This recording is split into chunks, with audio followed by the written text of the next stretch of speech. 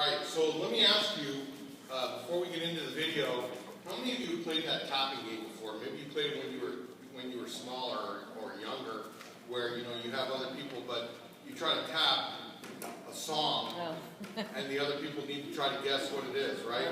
No. How many of you have done that before? Never played it. Really? So a few of you. How often did you get the song? Practically never. Okay? Because if I said, okay, all right, guess the song. I'm going to play. Let's see. Let's just guess. It'll be like a Run DMC. Right. It'll be Run DMC. All right. Try to guess. We can't hear it. We can't hear it. Beatbox it. We need to hum it.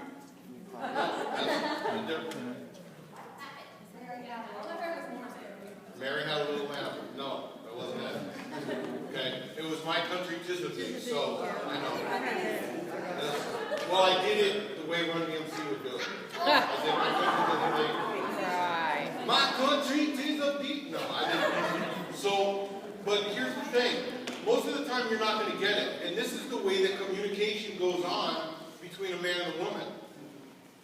The man or the woman is talking, and most of the time the other person doesn't get it.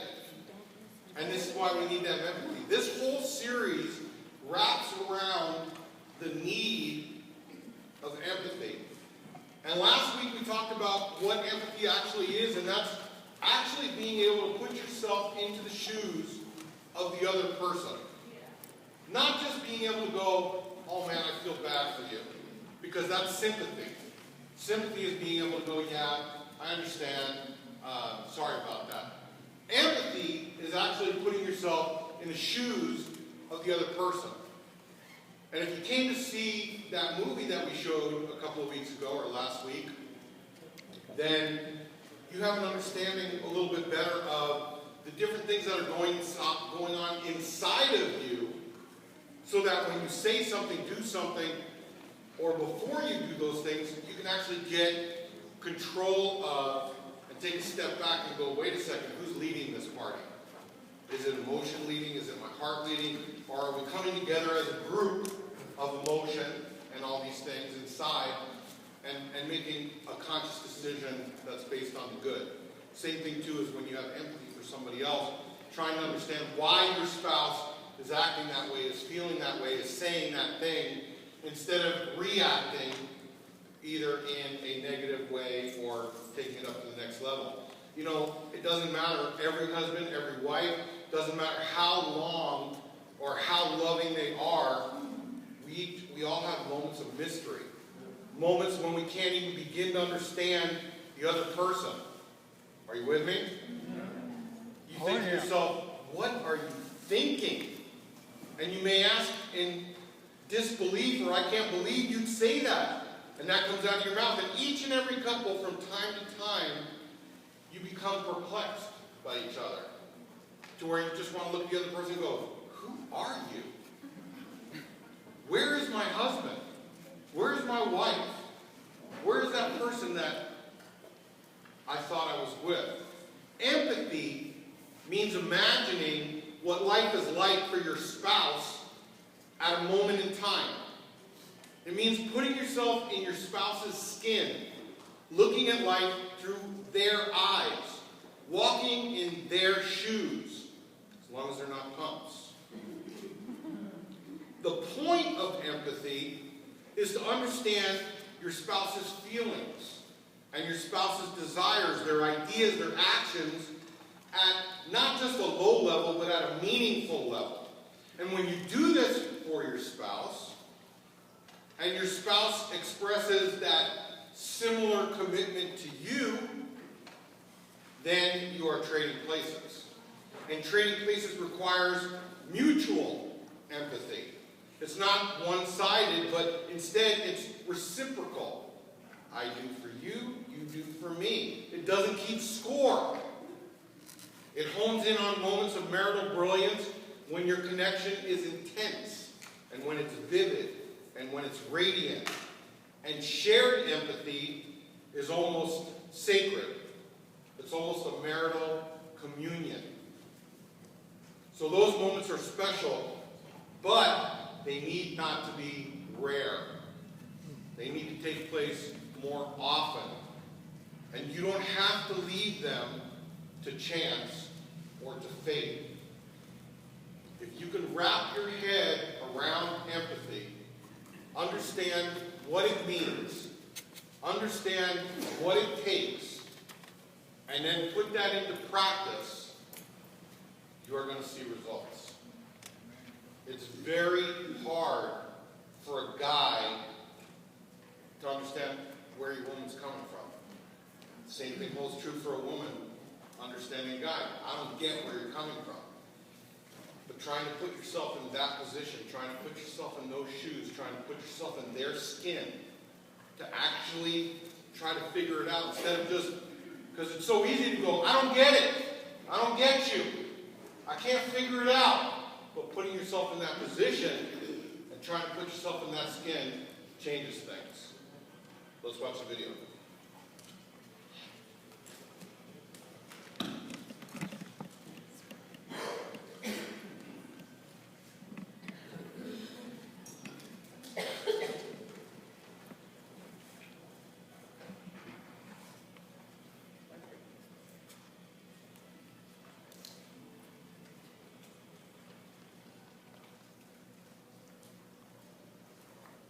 Hello.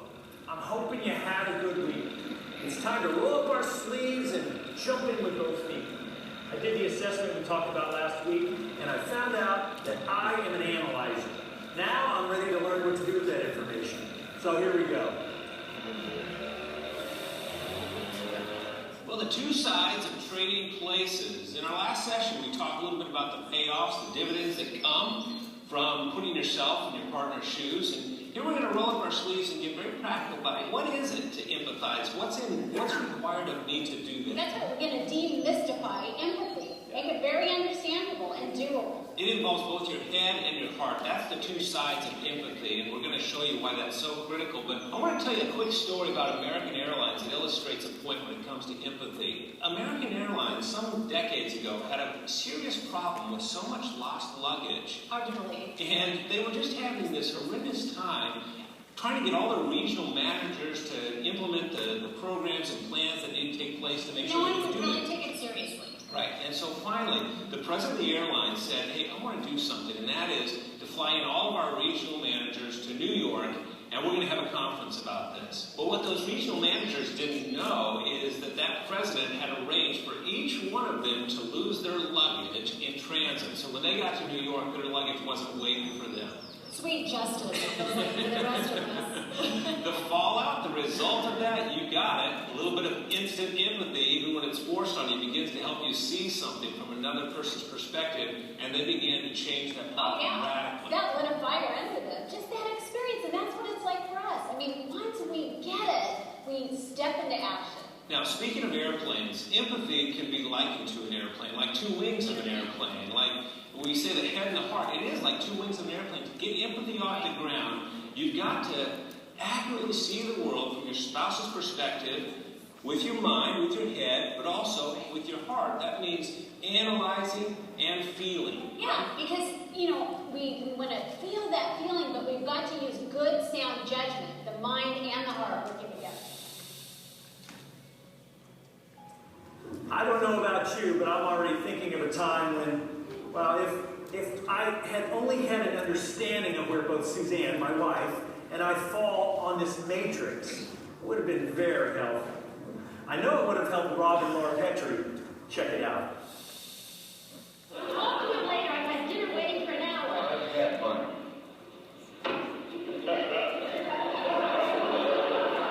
You had your dinner?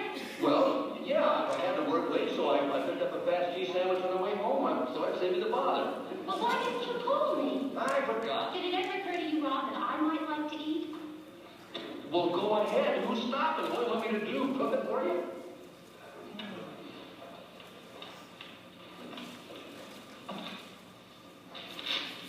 Honey, I'm sorry. That's what's worse. It's just that, well, everything went wrong today. But I suppose you think everything went right for me. I didn't say that. Oh, ow. Oh, ow. Oh, darn it, Allan. Will you not bark at me? The ottoman's been in this room for years, Mr. Astaire. I wasn't barking at you, Ginger. I was talking to the audience.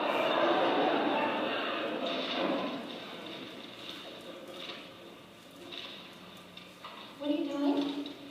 I want to sit here and make some paper hats for this gay party we seem to be having. Why don't you save your marvelous jokes for the office? There are a few more important matters around here that require your attention. Listen, when I have had a hard day at the office, I would like very much to come home. So why don't you? You don't. You don't call? I'm here. I came home. You refuse to speak to Richie. Refuse. You just sent him to bed. All you do is just sit there reading your paper. How can I read the paper? You tore it up. Well, of course I tore it up. I don't know how to handle a newspaper. I'm not familiar with the way it's folded because I never get time to read one. I'm hopeless here, Rob. And the whole time you're down there. And you come home, I knock myself out. And you have the nerve to, well, you try it sometime. All right. Very well. If that is the way you want it, have it your own way. That's the way you want it.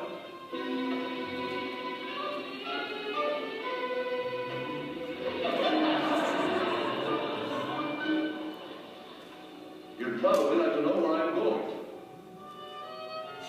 Very well, you must know I'm going for a drive.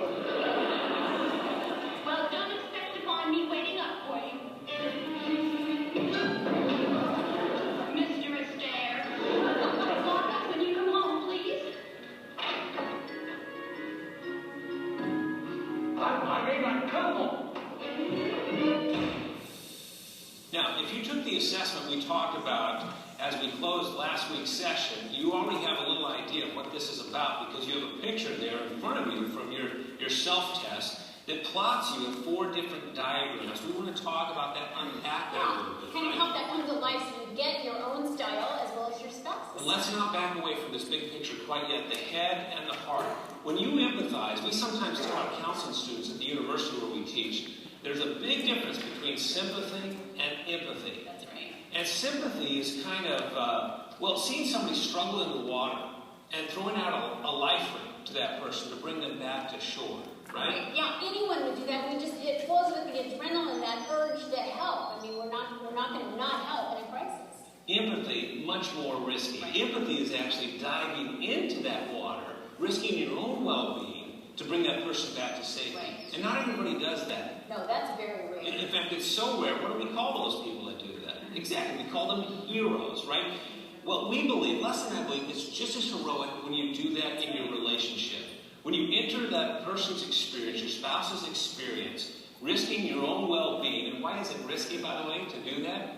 Because it will change you as a result, right? That's the risk of empathy. You won't be the same person after you enter that person's experience. I often think about that just on a side note, people that are in traffic, and if they only knew why I was kind of driving so fast that I have this medical emergency or something else going That's right. on. Context is everything. And Right. that's what happens. You gain context. You get the situation. You feel that feeling. So empathy will change you, but it requires both your head and your heart. You have to think as well as feel. Now the truth is, most of us are pretty good at one or the other, but not both at the same time. Right. We kind of lean into one side. I know for me, I lean into that heart side. And it creates a style for me. You feel more than think. Exactly. I happen to think more than feel. Now, we're pretty kind of typical of the genders, right? Because Men, more women tend to lean into the heart. More men tend to lean into the head. so that means when it comes to situations in our marriage, I will tend to analyze more than sympathize. And I will tend to sympathize and feel the pain and maybe not accurately understand the situation. And when you're in that situation, you will tend to project feelings onto me Absolutely. that may or may not be there, That's right? right, because I'm all about the feelings. My antenna instantly go up. It's very subjective looking, for feelings around me, and I'll land on them, accurate or not. But see, empathy requires both. It requires you to not only feel with that person, but to back up and be objective about it and say, wait a second, I know how I'd feel if I were in your your shoes, but I'm not you. Does it feel this way? And so you'll analyze as well as sympathize. When you do both of those, it's like the two wings of the airplane, and empathy takes off.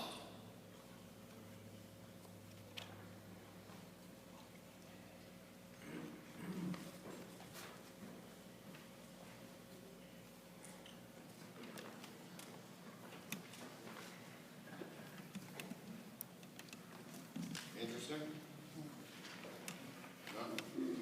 No? Yeah. Well, I just want to go over a couple things real quick and then we'll come back to the video. But have you ever experienced one of those moments of marital brilliance when you really understood each other?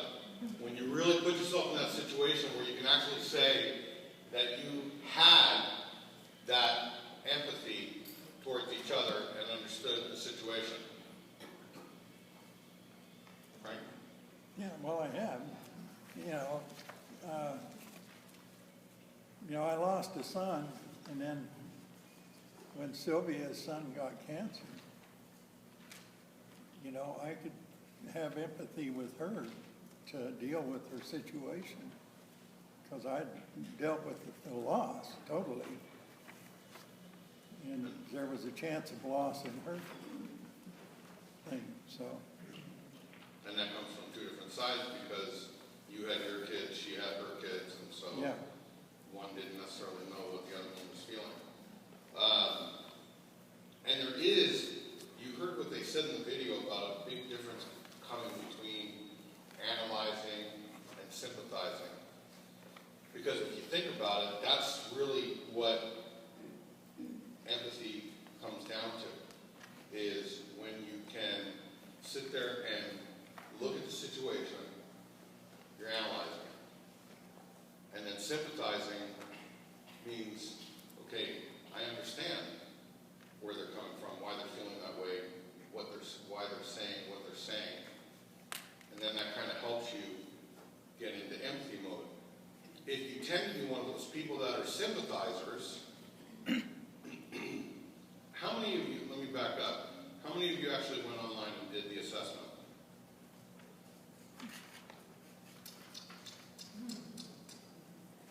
You guys aren't helping yourselves. If you went online and did that assessment, you would find out what you are. Someone told me that they did it. It was you, huh?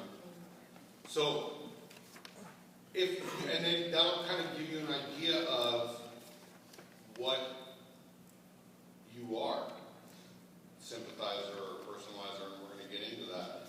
But if you tend to be a sympathizer, is there a time when you projected feelings on your spouse that he or she may not have even felt? How many times have you dumped on your spouse? Or how many of you have dumped on your spouse? I shouldn't say how many times. How many of you have dumped on your spouse and expressed feelings that you don't even know that they felt? You may feel one way about something and your spouse feels totally different about that. You know? You may be the kind of person that every time one of those commercials comes on TV for the starving kids across America, you just sit there and you're so mesmerized by the TV, you don't want to change the channel. You got tears running down your face, and this is the guy. And, it's like, oh my gosh, you're so sympathizing with those poor kids, and your spouse is like, can you just change the channel? I'm so tired of seeing this stuff. And you just can't, it's like every other time, it's like, man, no more late night TV for me. You get what I'm saying? One feels a certain way about something, and the other one feels another way about something, and you can't expect for the other person to be exactly like you are. I know there's those times when, before you got married, before time came on, it's like, oh, it's so cute, we think the same way, we like the same food, and his color is my color, and sometimes he finishes my sentences for me, and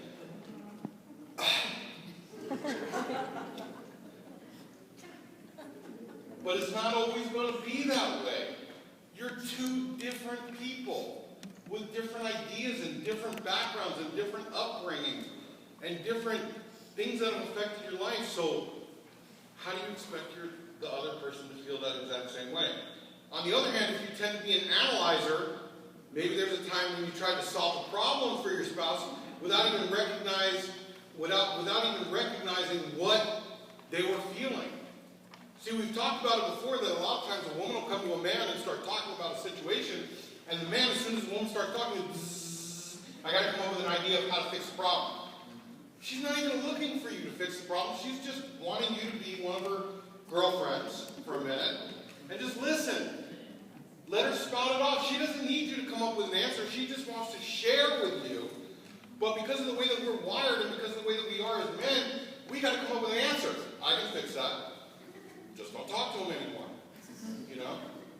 And then you got to, and that's why we tell you, ladies, if you're going to sit down and start going, telling your husband all kinds of stuff, let him know beforehand. I don't need you to fix the situation. I just want to talk to you. And then your guy will be like, oh my God, thank you. And then he'll listen.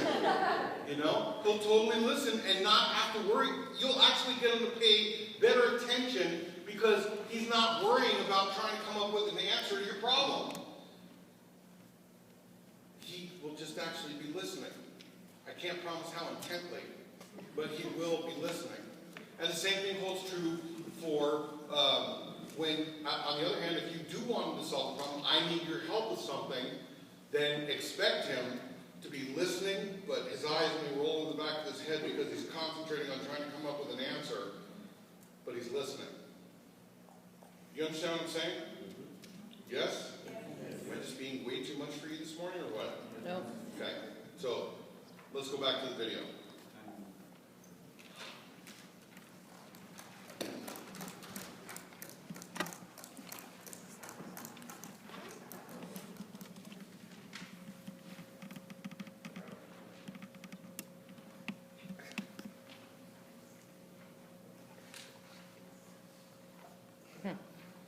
So when it comes to understanding the two sides of trading places, there's a little matrix. We've often said if we could kind of x-ray empathy, what would it look like?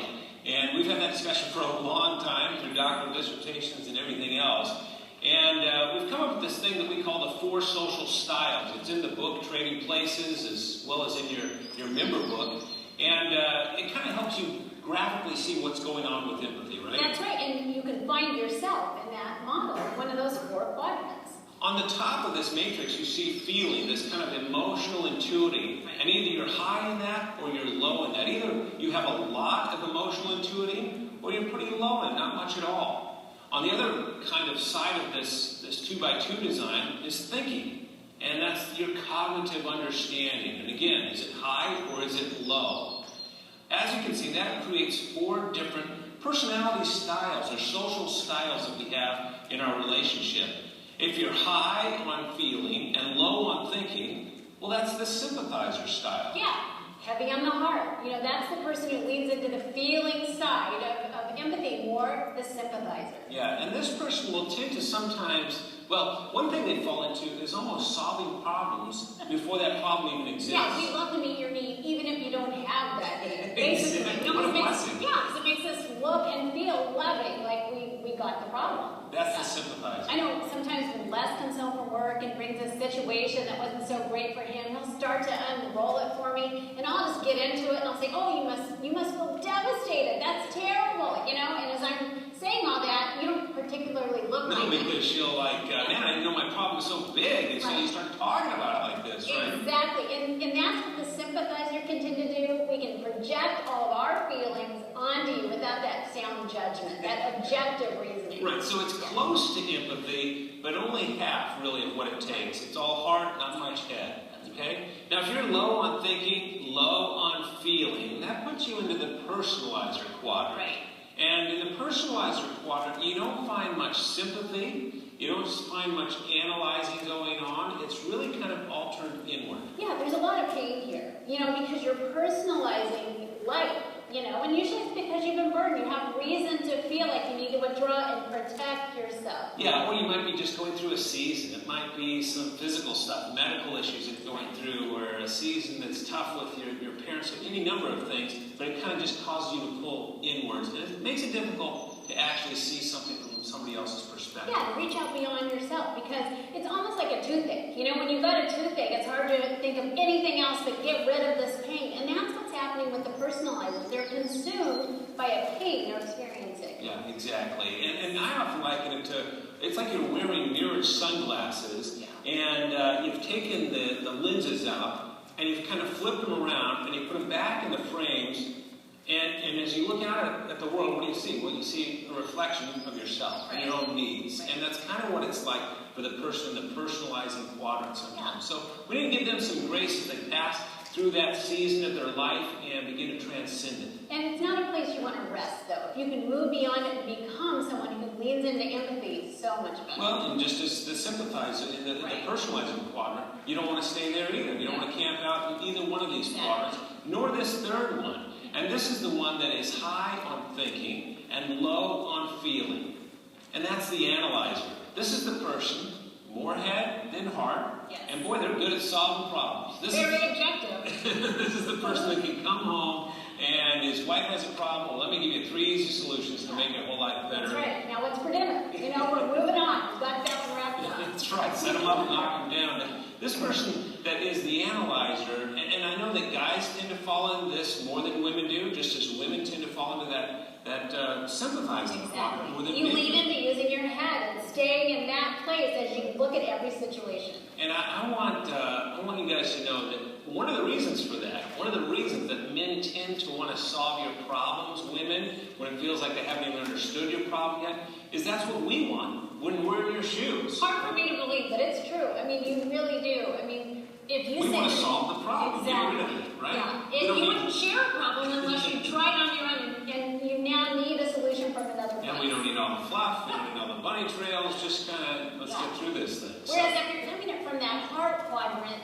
the sympathizer, you do want to get at all the feelings. You want all the fluff and all the bunny trails because they unwrap the layers of emotion involved in the problem. Which is the whole point. That's why we need empathy. And it's almost like, well, as Scripture says in Proverbs, as iron sharpens iron. We help each other on this pathway to be better empathizers in marriage. That's right. When someone who comes at it from heart works at it with someone who comes at it from their head, we really can sharpen our ability to truly empathize. Well, that brings us to the last quadrant here that is high on thinking, high on feeling. This is when you find that you have true empathy. This is the empathizer. They use both their head and their heart. They're not jumping to conclusions, oh, I know exactly how you feel, before they really do. And they have that capacity to stand back, be objective, and not lose touch with their emotions. That's right. Yeah, they'll feel with you accurately. And boy, when that happens, and you realize you get me, that is the most amazing experience. Well, that's where you find the heart of love. This is when you have that capacity to genuinely, truly see the world from your partner's perspective. You're using both your head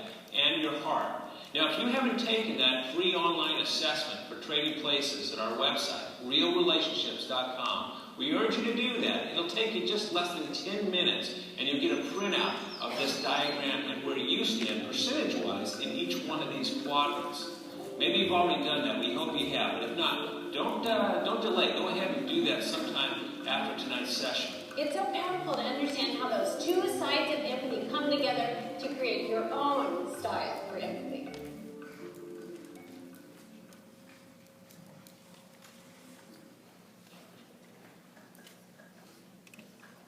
All right, so just again, let me encourage you to go online and take that assessments test. It's not for my benefit, it's for yours. So, realrelationships.com. You got that? Yeah, brother, we got that already. Just move on. See, ladies, we understand. Now you understand why we want to listen to your situations and try to solve them. Claudina brought to my attention that if, when I was speaking last, that I said that when you're dumping on your spouse, and if I said, I guess I said that because she said I said that, so I didn't mean that you're dumping on your spouse. You know, sometimes we do. You know, you come home and you dump on your spouse. Talking, when you're venting, when you're, I'll use 20 different adjectives because I don't want anyone to walk away and go, oh my God, I can't believe you said that. You know? Don't get hurt. Just, you know, realize that we all use different adjectives to describe what's going on. Am I okay?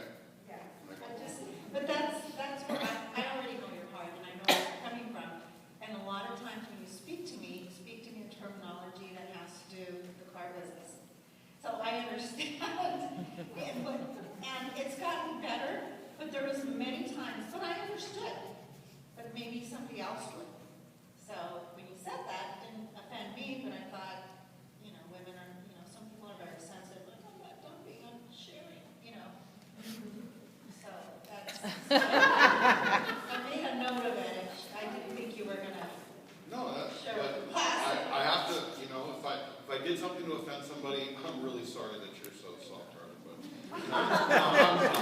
I'm sorry. I don't want to offend anybody. I'm here to love on you and encourage you and teach you the skills that you need to deal with idiots like me when you get married, So, let's move on, okay? Are we all good with that? Yeah. Do you think that gender differences and tendencies to either sympathize or analyze express themselves in your marriage? Yeah.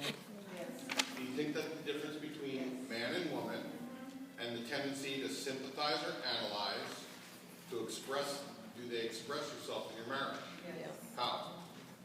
You answered, Rosie. Let's hear your answer. Because I tend to view it from my perspective, which is my gender.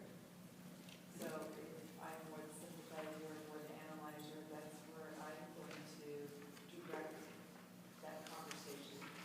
And it's going to be through my eyes and not his. Which, of course, is the right way to look at it. Absolutely. Right? Absolutely. All right. Somebody else? No? Never happened in your relationship before? Man, someone forgot the monsters this morning. Repeat the question. Huh? Repeat the It's question. right there on your sheet. How do possible gender differences, man and woman, and tendencies to either sympathize or analyze express themselves in your marriage? Listen, ladies, when your guy acts a certain way, are you analyzing him? Oh, he probably acts like that because. Yes. Oh, he probably said that because. He probably dresses like that because. Do you do that? Yes.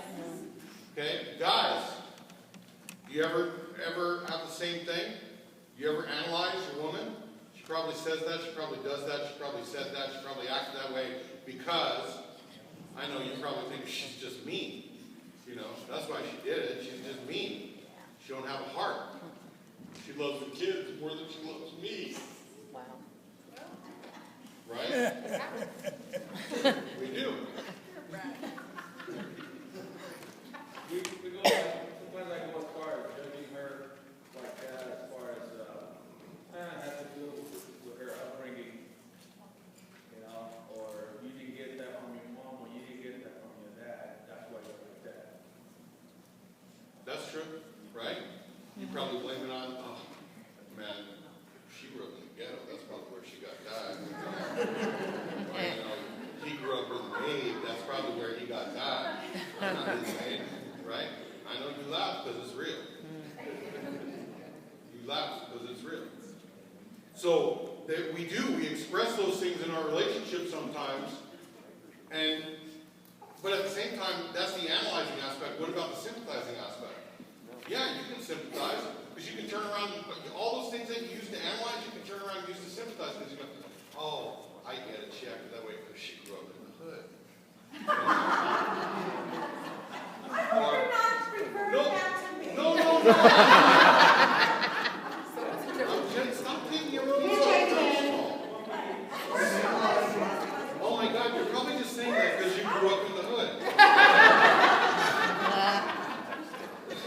No, I'm just saying that because, man, how many of you grew up in the hood? Put your hands up. Thank you. You're not the only one. It's not about you. So I know. It's like, wait, is Fullerton the hood?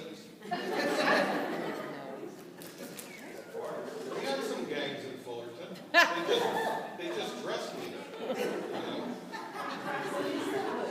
So, what? Huh? I don't know. I didn't grow up in the hood, so I don't know what's considered to be the hood. Let's not go there. It's too late. We already went down that road. It's a very dark, lonely road. So, but the thing is that you can sympathize the same way as you analyze it. Instead of just going, oh, you're trying to figure in your head, you're justifying for that other person. And then you can turn around and sympathize and go, oh, they act that way because, right? So there's two ways of being able to look at that. Now, question number 5, which I think you have on your sheet, says if you've taken the assessment, which throws 95% of you out, okay, because none of you have taken the assessment. Man, can I just encourage you? Can I tell you it's homework? No, because if I tell you it's homework, you won't do it anyway. Can I tell you that your marriage depends on it? You know? Okay, women, if you're married to your man, okay, tell him you can't get romantic until you take the assessment test today. Okay? I know half the women are going, I'm telling that shit. Just do it. Take that assessment test. It'll help you. So I have to skip over that question. Oh, but number 6 applies to 95% of you.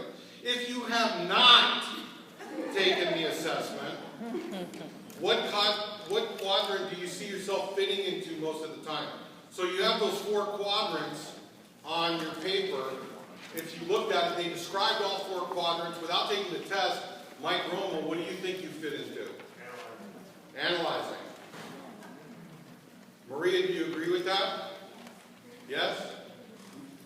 I took something similar before, and it took the exam and Analyzer? Okay. Well, let me do it this way. How many of you believe that you are an empathizer?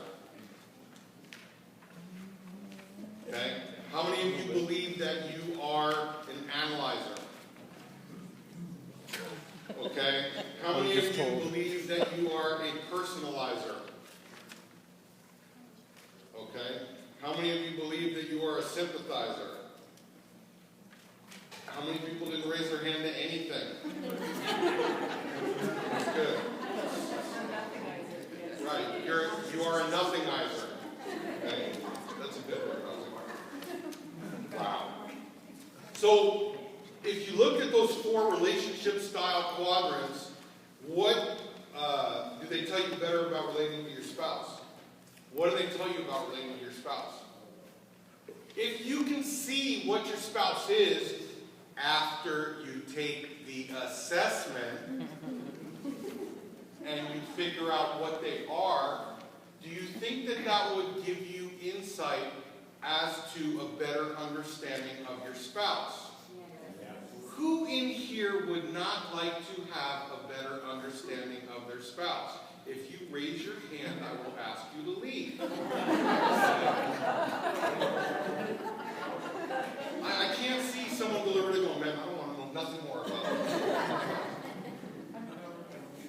We all want to know better. Man, if you could figure out what's going on inside of that head, and you can combat that and figure out exactly how to deal with everything, you'd be a happy.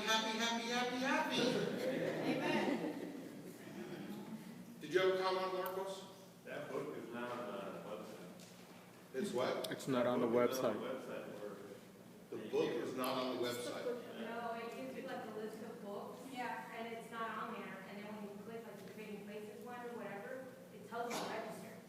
Yeah, you just register an email. It gives you a password to go on there, and then it gives you the test. Is it the Trading Places one? Can we take it? Yeah, that's what they're talking about. No. Yeah. You have to do it online.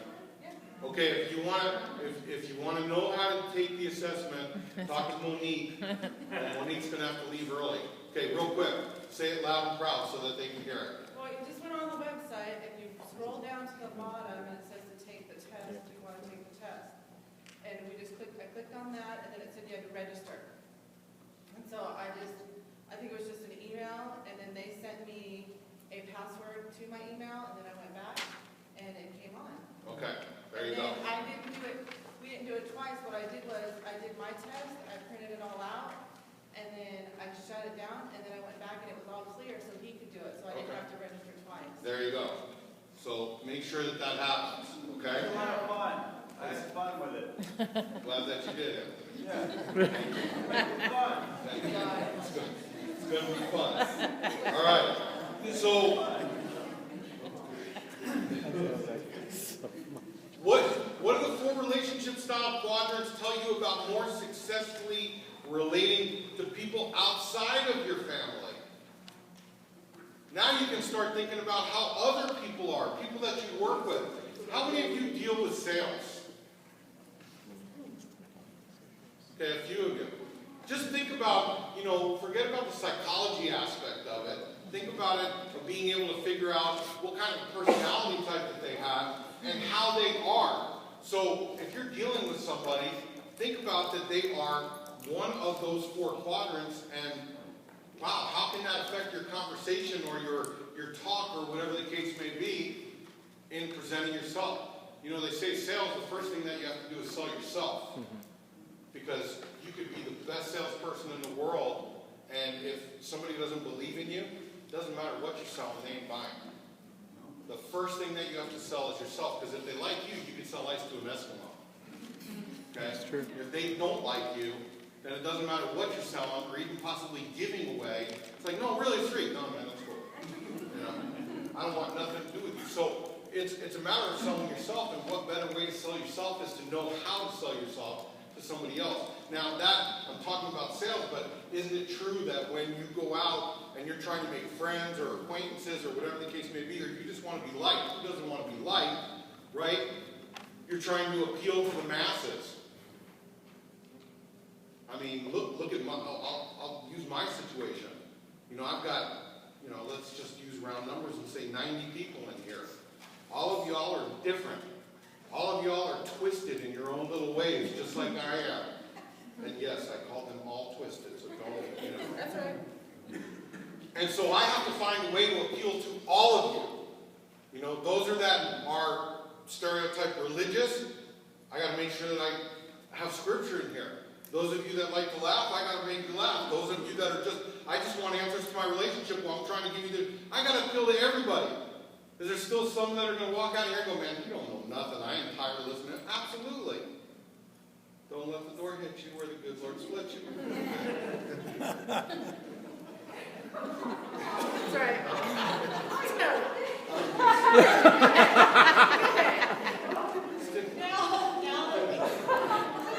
That was not for the religious ones of you. One thing that you can always count on with Pastor Allan, what you see is what you get. What you see. That's right.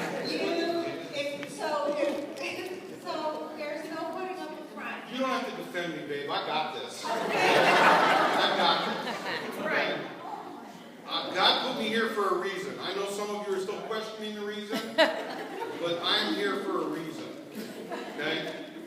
I don't even know the reason, but nonetheless, God's got me here. So, do you think that Jesus fits into the relationship? Okay, we're going into the religious aspect. Do you think that Jesus fits into the relationship quadrants? Yeah. It's not a trick question, because I know some of you are like, listen, God created each and every one of you, okay? Every feeling, every thought, everything that you have is because of His gift to you. To be able to feel, to be able to think, to be able to process, all of those things. That ability to have sympathy, to have empathy, to be an analyzer, to do all those things, those are gifts that were given to you. So does Christ fit into that? Absolutely. So it doesn't mean that any of those are wrong. They're just different. Right. Absolutely. Because an analyzer, does that mean that an analyzer doesn't have the ability to be sympathetic or empathetic? No, it's just that that's where their strength is. And so they may have a more difficult time being empathetic. So in Mike's case, you would say, Maria, you have to be patient with your analyzing husband when he doesn't seem to be empathetic or sympathetic towards your situation. You have to realize, oh, he's a little slow because he's an analyzer. So, you know what I'm saying? No, but I mean that. I'm not bagging on you, Mike. You know I'm not bagging on you. I'm actually trying to give you a little grace and, He's speaking in pink, so we get it. Yeah. So, yeah, I'm speaking in pink. So it's like, anyway. So, let me throw some scripture at you for the religious ones, okay? Luke 7:12 through 14 says, just as he neared the gate of the town, a dead man was being carried out. He was his mother's only son. She was a widow. A large crowd from the city was also with her, and when the Lord saw her, he had compassion on her and he said, don't cry. Then he came up and touched the open coffin and the pallbearer stopped and he said, young man, I tell you, get up. Luke 18:18-25 says, a ruler asked him, good teacher, what must I do to inherit eternal life? Why do you call me good? Jesus asked him. No one is good but one, God. You know the commandments. Don't commit adultery, don't murder, don't steal, don't bear false witness, honor your father and mother. I've kept all these from my youth, he said. And when Jesus heard this, he told him, you still lack one thing. Sell everything that you have, distribute it to the poor, and you'll have a treasure in heaven. And then come follow me. And after the guy heard that, he became really sad because he was really, really rich. And Jesus 8:1-11 says, Jesus went to the Mount of Olives. At dawn, he went to the temple complex again, and all the people were coming to him. He sat down and began to teach them. And then the scribes and the Pharisees brought a woman caught in adultery, making her stand in the center, and he said, teacher, this woman was caught in the act of committing adultery. In the law, Moses commanded us to stone such a woman. So what do you say? They asked him to trap him in order that they might have evidence to accuse him. And Jesus stepped down and he just started writing in the ground with his finger. And when they persisted in questioning him, he stood up and said to them, the one without sin among you should be the first to throw a stone at him. And then he stooped down again and continued writing on the ground. And when they heard it, they left one by one, starting with the other men. Only he was left with the woman in the center. And when Jesus stood up, he said to her, woman, where are they? Where are those that condemned you? She said, no one, Lord. Neither do I condemn you, he said. Go, and from now on, don't sin anymore. It's kind of like the saying that says, don't throw rocks at glass houses. You know, I just kind of feel the need to go left field for just a second, okay? I'm telling you that some of you don't go to church. I'm not here to judge. I'm thankful you're here investing in your relationship. When you feel the need to go to church, God will kick you in your booty and you'll go to church, okay? But I would encourage you to go to church because you all need that. But here's what I see. This is a problem in our relationships. This is a problem in our community. This is a problem in our church as well. We are so judgmental. We are so good about pointing out other people's fallacies. We are so good at talking smack. Some of us have degrees. Some of us have masters, and some of us have bachelors, and some of us have doctorates in talking smack. Because it's so easy to rip apart somebody else. As Christians, that is a no-no. Yep. It's just wrong. You know, if you've got a problem with somebody, the Bible says go talk to that person. It doesn't say go talk about that person to 10 other people. Unless you're reading the Message Bible, and then the Message Bible might say that, but it doesn't say that. If you have a problem, go talk to the person that you have a problem with and work it out. And if you can't work it out, then you go to a pastor or someone in leadership. Okay? But the problem is there's so many people that talk smack. And it doesn't help our situation. We're supposed to be coming together. You know, let's just talk about fusion for a second. We do these events, we do these movies, and we do these date nights, and we do these things, not because Claudina and I need something else to do.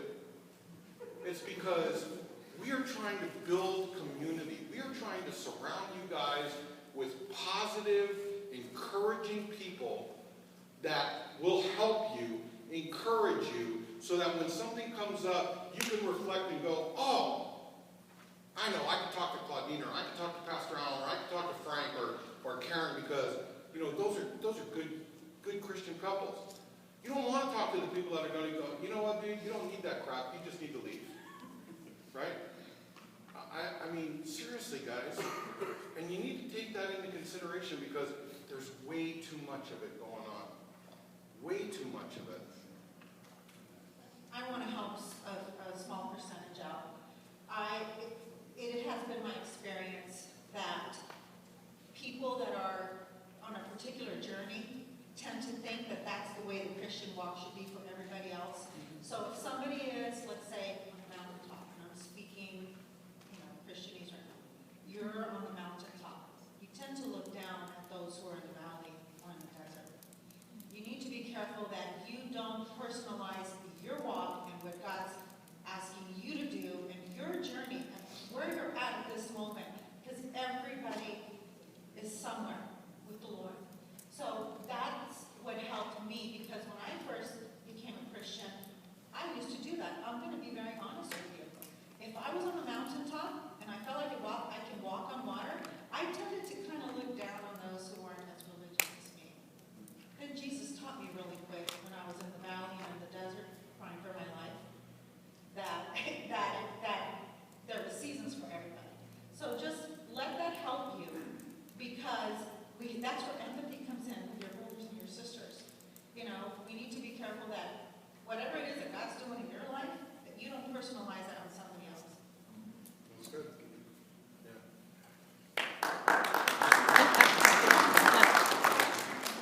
No, that's good. Nothing I say about it. No. It's not wrong. No, it's good.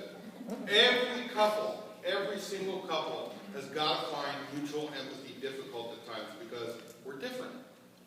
You're not always going to be able to find it to be easy. The Bible gives us tools that are going to help manage the friction. It teaches us how to overcome our self-centeredness and replace it with empathy. It validates both the head and the heart. Empathy leads to greater effectiveness in all areas of our life, especially marriage. If you look at Jesus' statement that we call the golden rule, which is Matthew 7:12, it says, whatever you want others to do for you, do also the same for them. Pretty simple. Treat other people how you want to be treated.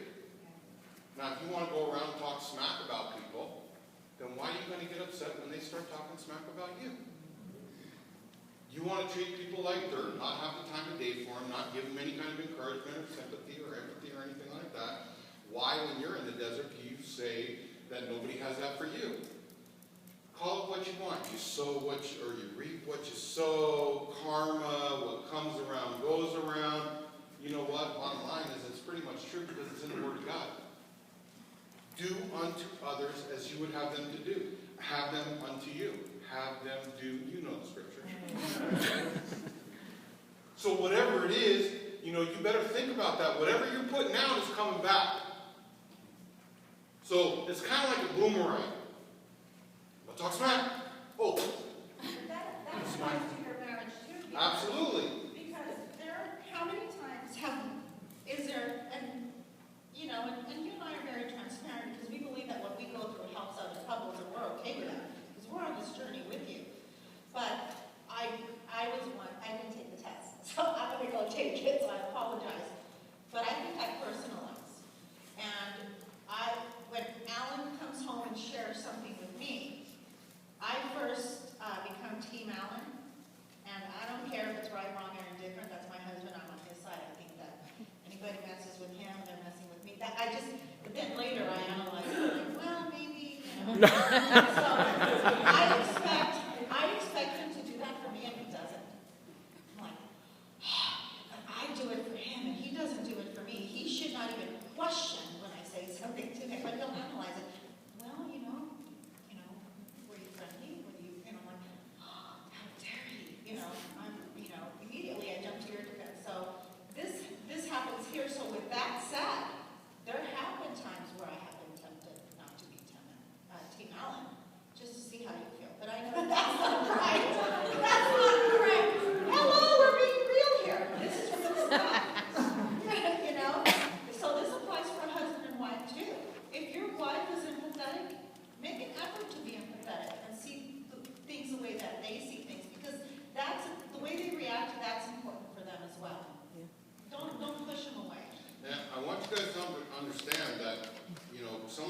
may not be listening with all of your intent. And so I want you to understand, we're not, it's like, oh, well, maybe your wife is pathetic. No, it's sympathetic or empathetic. We're not talking about, make sure you listen for the whole word. Okay? Because I know some of you are like, man, he's talking smack. No. Okay? So let me ask you, what happens when we live God's way? Oh man, then the trials come. Well, you had the trials before, and now you just got Jesus behind you. Don't tell me that, well, the people that aren't saved don't have trials and tribulations and bad things happen to them. Oh, the rain falls on the just and the unjust, my friends. Yeah. Okay? It falls on the just and the unjust. The only thing is like, you got Jesus behind you when you give your life to the Lord. He brings gifts into our lives much the same way that fruit appears in an orchard. Things like affection for others, exuberance about life, serenity. We develop a willingness to stick with things, a sense of compassion in the heart, a conviction that a basic holiness permeates things and people.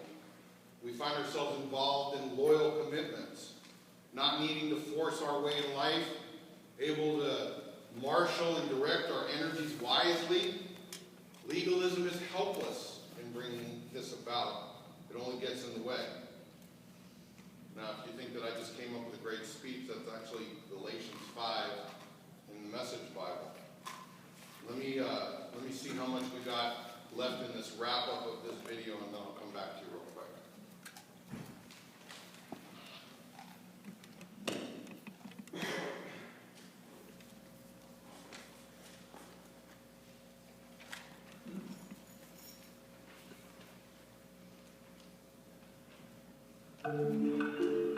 God created us for relationship. At the same time, He created us wonderfully and uniquely different. Let's allow God to use our differences to draw us closer in our relationships. To do that, we have to understand our differences. This week, try having a date. Discuss this matrix and the differences God has built into your marriage. Let me pray for the time to share together as a couple this week. Father, thank you for each and every couple. Lord, I pray that you will first off help each one to make time to get together for this week. Lord, I pray that you will use this week to draw them closer, to bind them together, and to draw their families together. And we thank you in Jesus' name. Amen. See you next week.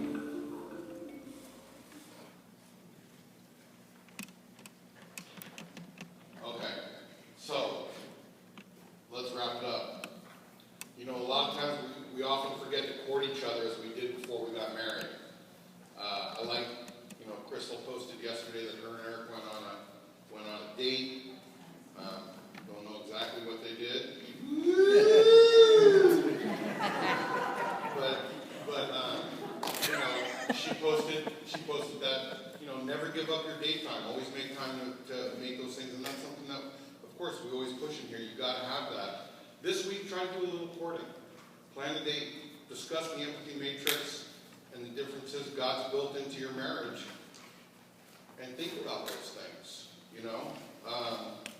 Some questions that you can ask yourself. Do you agree that empathy is at the heart of love in your marriage? Why or why not? I would venture to say that most of us don't have empathy, but it's something that we need to learn, and it would help. And if you think about it, what's going to be the biggest hindrance as you improve your empathy toward your spouse? What's going to hold you back from that?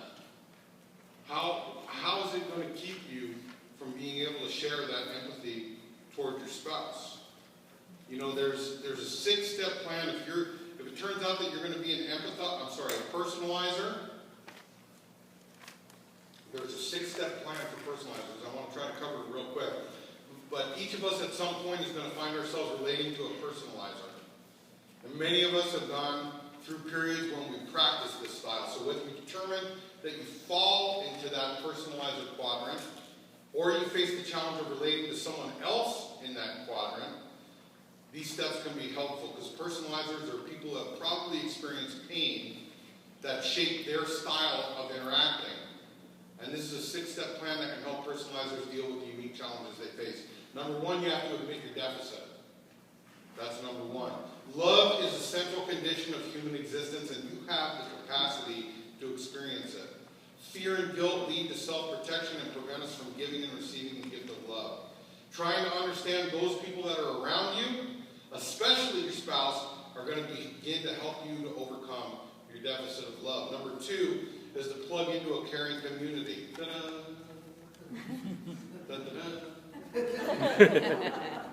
Fusion is a loving, caring community. A caring community is a powerful healing and growth agent and can help you ease through life struggles. Be intentional. Join a club or attend a class in your church or neighborhood. Becoming part of a caring community will help you recognize that some people may complicate your existence, but life without them is unbearably desolate. Number 3, beware of your defenses. Personalizers tend to be invulnerable. Anxiety and guilt often unconsciously lead you to protect yourself from others. And instead of building walls between yourself and others, be aware of these defenses and how you're using them. Love has no defenses. And breaking down walls will help you see your full potential for enjoying love. Number 4, find compassionate but honest feedback. If you want to overcome your defensive walls and become a better empathizer, you're going to need a mentor in your journey. Think about your trusted friends or family members who could give you compassionate critiques and accountability as you become a better empathizer. Also, remember that as a mentee, you have to open yourself up to critical feedback at all times. You know, feedback is a tough thing to accept. Nobody likes to be told that you're not doing something well. There's nobody that sits there and goes, "Oh, really, give it to me. It's okay. I want to learn. Tell me how bad I am. You know? Tell me where I need to improve. Tell me that I'm not doing this right or I'm not doing that right. Really, no, lift me up and throw me down to the ground and stomp on my head." You know? Nobody wants to do that, but understanding that we're not perfect in certain areas, in most areas, and so if you can find somebody that's going to be compassionate, in other words, they're not going to do it to hurt you and they're going to say it in a loving way. I don't really, I'm not to that point yet where I can say I can fully understand, wrapping my head around the fact of compassionately criticizing how you suck at something, But I'm going to tell you compassionately, I love you, but man, you really, But I'm sure there's a way to do it. I'm working on it. Okay?